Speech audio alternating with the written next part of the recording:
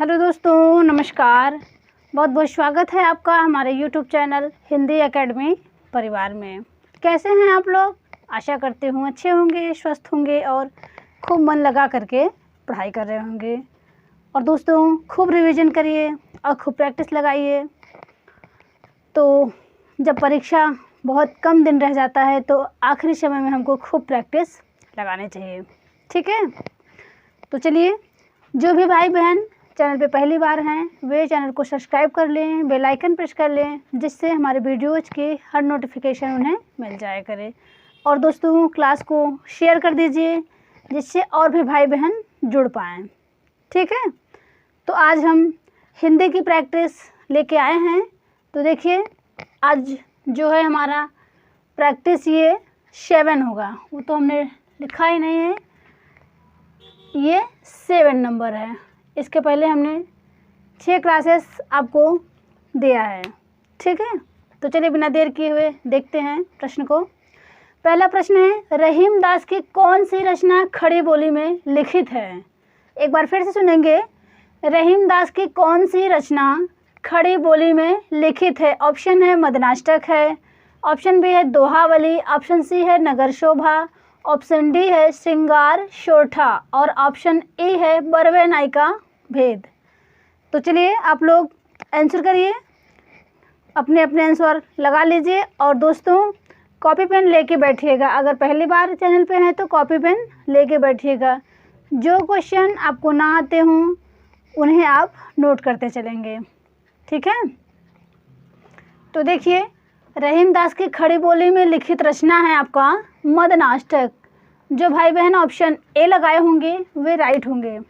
मदनाष्टक आपका खड़ी बोली में है, ठीक है?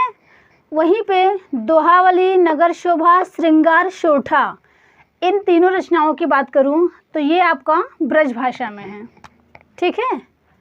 तो दोहावली, नगर शोभा, श्रृंगार शोठा, ये तीनों रचना है ब्रज भाषा में।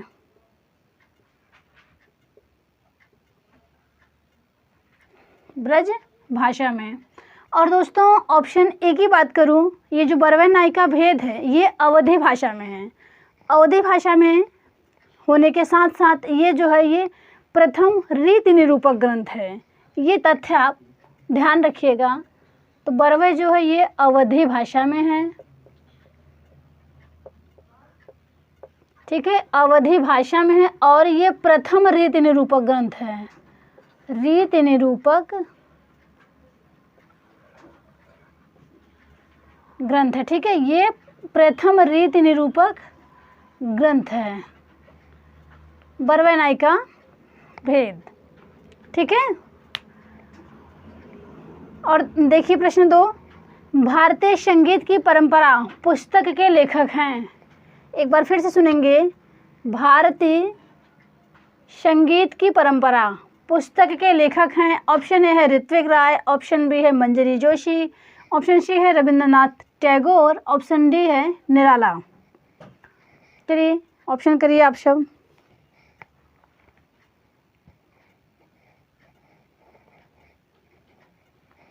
तो यहाँ पे क्या हो जाएगा?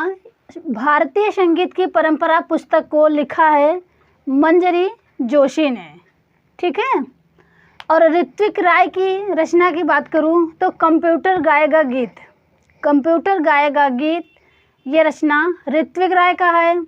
और वहीं पे निराला की बात करूं तो निराला ने लिखा है हमको लिखियो है कहाँ। ये निराला का पत्र है, ठीक है? हमको लिखियो है कहाँ, ये पत्र है निराला का। और कंप्यूटर गाएगा गीत ये ऋत्विक राय का है, ठीक है? तो आप ध्यान रखेंगे। चलिए, प्रश्न 3 देखते हैं। शाम एक किसान। शाम एक किसान शीर्षक कविता में पहाड़ को किस रूप में दर्शाया गया है? फिर से सुनेंगे। शाम एक किसान में पहाड़ को किस रूप में दर्शाया गया है? ऑप्शन ए है संध्या के रूप में, ऑप्शन बी है किसान के रूप में, ऑप्शन सी है एक पहरेदार के रूप में, ऑप्शन डी है एक बच्चे के रूप में।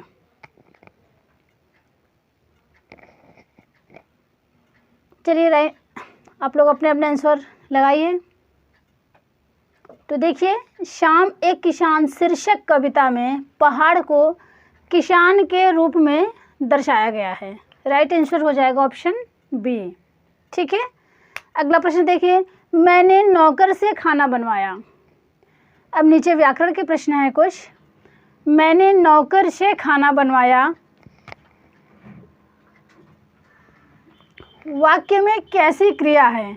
ऑप्शन ए है सकर्मक है, ऑप्शन बी है अकर्मक है, ऑप्शन सी है प्रेरणार्थक है, ऑप्शन डी है इनमें से कोई नहीं। तो देखिए, मैंने नौकर से खाना बनवाया, यहाँ पे आपका हो जाएगा प्रेरणार्थक क्रिया। ठीक है, प्रेरणार्थक क्रिया हो जाएगा। चलिए प्रश्न 5 देखते हैं। मानक भाषा की विशेषता है। मानक भाषा की विशेषता में क्या क्या है? ऐतिहासिकता है, स्वायत्तता है और एक रूपता है, या इनमें से सभी। ये स्वायत्तता है। ठीक है, स्वायत्तता। तो देखिए, मानक भाषा की विशेषता में दोस्तों ऐतिहासिकता भी होगा, स्वायत्तता भी होगा और एक रूपता भी होगा, इनमें से सभी। तो right answer is the D. ठीक है, प्रश्न 6 देखिए, निम्न में संयुक्त स्वर है। निम्न में संयुक्त स्वर है, तो आपका ऑप्शन है ए है, ऑप्शन बी है आ ई, ऑप्शन सी है अ ओ, ऑप्शन डी है इनमें से सभी। चलिए बताइए। तो देखिए, संयुक्त स्वर कितने होते हैं? संयुक्त स्वर 4 होते हैं। ए ऐ ओ औ। ठीक है, ए ऐ ओ औ। तो यहाँ पे है ऑप्शन ए ऐ है, बी में आ ई है, सी में अ ओ है और डी में इनमें से सभी। तो इनमें से सभी होगा नहीं, आपका राइट आंसर हो जाएगा ए ऐ। आपका क्या होगा? संयुक्त स्वर होगा। ठीक है, चलिए प्रश्न 7 देखते हैं। निम्न में आर्य भाषाओं में शामिल नहीं है। पहले नहीं शब्द को आप ध्यान देंगे। तो आर्य भाषाओं में क्या शामिल नहीं है? तो देखिए, आपका संस्कृत है, प्राकृत है, पाली है और तुर्की है।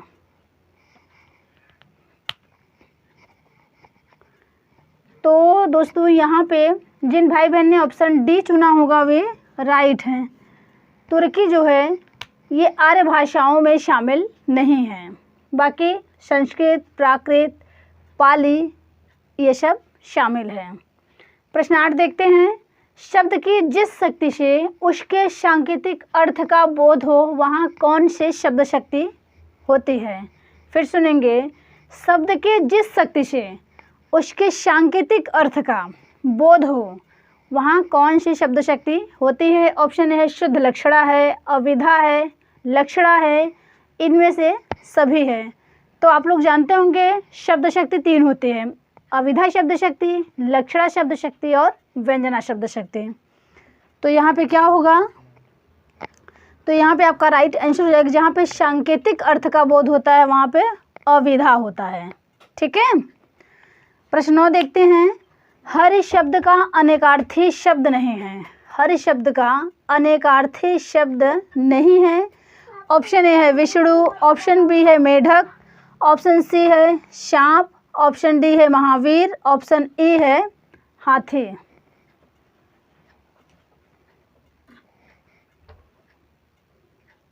तो देखिए, यहाँ पे हर शब्द का अनेकार्थी शब्द विष्णु भी होगा, मेढक भी होगा और सांप भी होगा, हाथी भी होगा।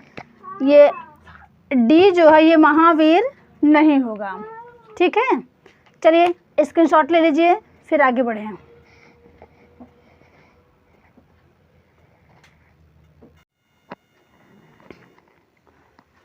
चलिए प्रश्न 10 देखते हैं। कौन सा शब्द हंस की जगह प्रयुक्त किया जा सकता है? ऑप्शन ए है सूर्य, ऑप्शन बी है योगी, ऑप्शन सी है श्वेत, ऑप्शन डी है उपर्युक्त सभी। तो बताइए, हंस की जगह कौन कौन शब्द प्रयोग किए जा सकते हैं? तो देखिए, जिन भाई बहन ने ऑप्शन डी चुना होगा वे राइट होंगे। सूर्य, योगी, श्वेत ये हंस की जगह प्रयुक्त किए जा सकते हैं। ठीक है।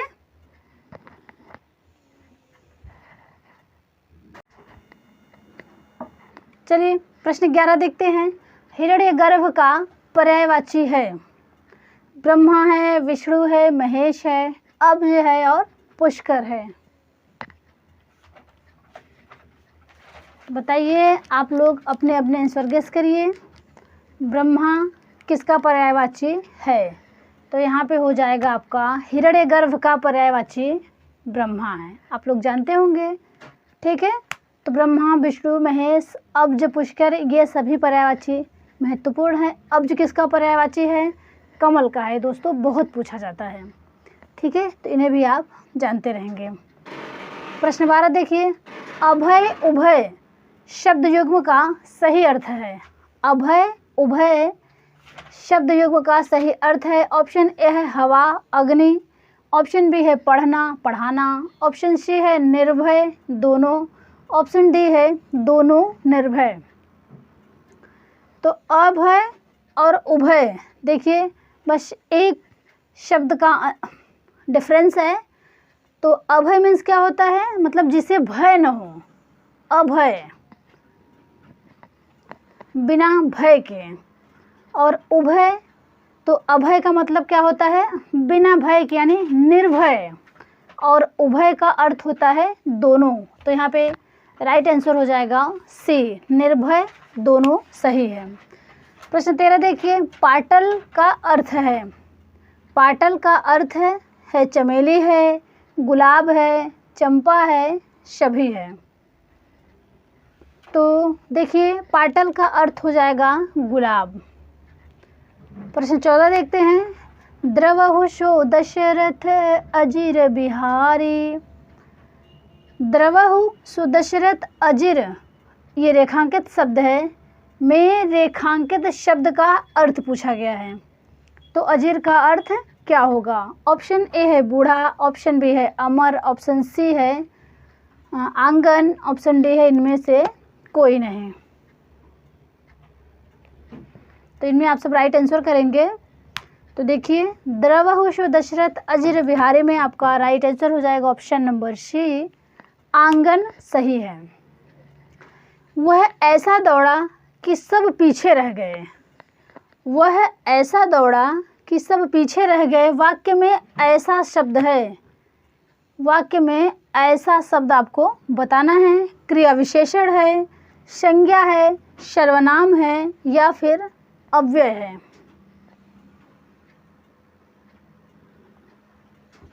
तो दोस्तों, आप सब अपने अपने आंसर लगा लिए होंगे।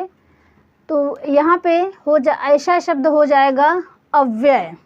ठीक है। वह ऐसा दौड़ा कि सब पीछे रह गए, इसमें ऐसा शब्द आपका अव्यय है। प्रश्न 16 देखते हैं। अब पढ़कर क्या होगा? अब पढ़कर क्या होगा इस वाक्य में कौन सी क्रिया है?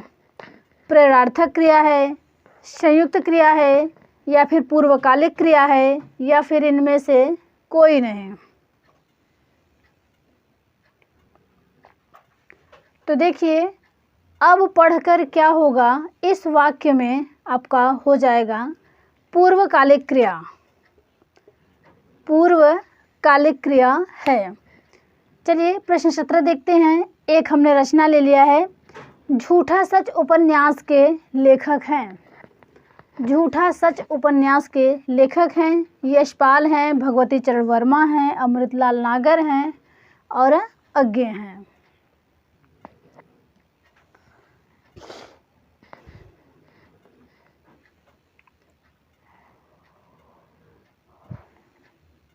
तो देखिए, झूठा सच जो उपन्यास है ये जो है 2 भागों में लिखा गया है। ठीक है। झूठा सच उपन्यास आपका 2 भाग में है। झूठा सच 2 भाग में लिखा गया है। प्रथम भाग जो है वो आपका 1958 में वतन और देश शीर्षक से लिखा गया था। और द्वितीय भाग की बात करें तो 1960 में देश का भविष्य शीर्षक से लिखा गया था। ठीक है, तो आप यहाँ नोट कर लीजिए, जो प्रथम भाग था 1958 में वतन और देश,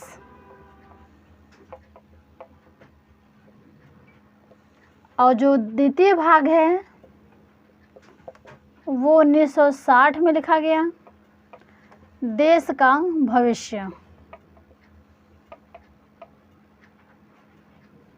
देश का भविष्य शीर्षक से। ठीक है, अब यह है किसका, तो यह है आपका यशपाल का, जो कि प्रगतिवादी उपन्यासकार हैं।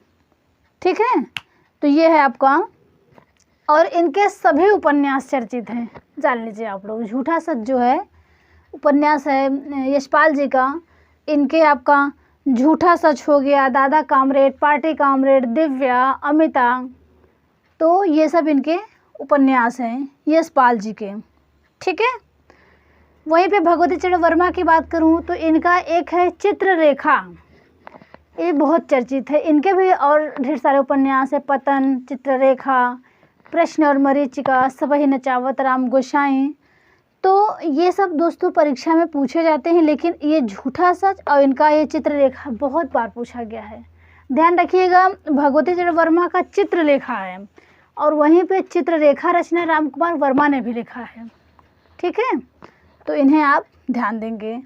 अमृतलाल नागर की बात करूं तो इन्होंने दोस्तों जीवनी परक उपन्यास लिखे हैं, जिनमें जैसे खंजन नयन हो गया आपका, जो सूरदास के जीवन पे आधारित है।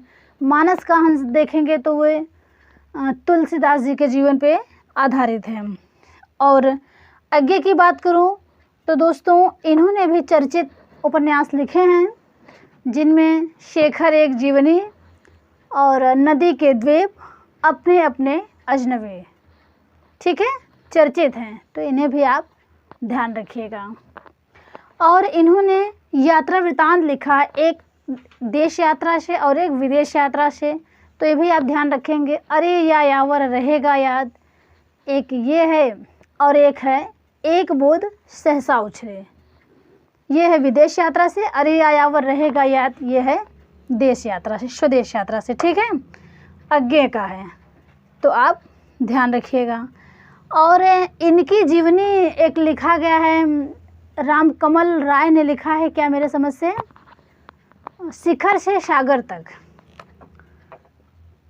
शिखर से सागर तक जो अज्ञे की जीवनी है, और राम कमल राय ने लिखा है, राम कमल राय। ठीक है, राम कमल राय ने लिखा है, और ये अज्ञे की जीवनी है, शिखर से सागर तक। तो ध्यान रखिएगा। और ये भी प्रश्न बना है, निम्न में जीवनी लेखक नहीं हैं तो प्रेमचंद्र, अज्ञे, और दो जो जीवनीकार हैं जिन्होंने जीवनी लिखा है, ये देगा परीक्षा में। और वहाँ पे अज्ञे जी और प्रेमचंद जी ये जीवनी नहीं लिखे हैं, ध्यान दीजिएगा। इन पे जीवनियाँ लिखी गई हैं और प्रेमचंद पे जीवनी लिखा गया है, लेकिन प्रेमचंद और अज्ञे जी जीवनी नहीं लिखे हैं। ठीक है, चलिए आज के सेशन का ये अंतिम प्रश्न देखते हैं। धुंधला शब्द में विशेषण है, धुंधला शब्द में कैसा विशेषण है, तो संख्यावाचक विशेषण है, गुणवाचक विशेषण है, सार्वनामिक विशेषण है, या फिर इनमें से कोई नहीं। तो दोस्तों यहाँ पे आपका हो जाएगा धुंधला शब्द में गुणवाचक विशेषण है। ठीक है, तो आज के सेशन को अब यहीं पे विराम दूंगी।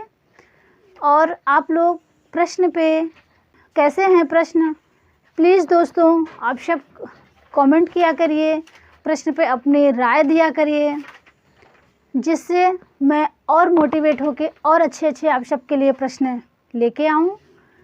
और दोस्तों अभी तक आपने चैनल को सब्सक्राइब नहीं किया है तो चैनल को सब्सक्राइब कर लीजिए, बेल आइकन प्रेस कर लीजिए, जिससे हमारे वीडियोज़ की हर नोटिफिकेशन आप तक पहुंच पाए।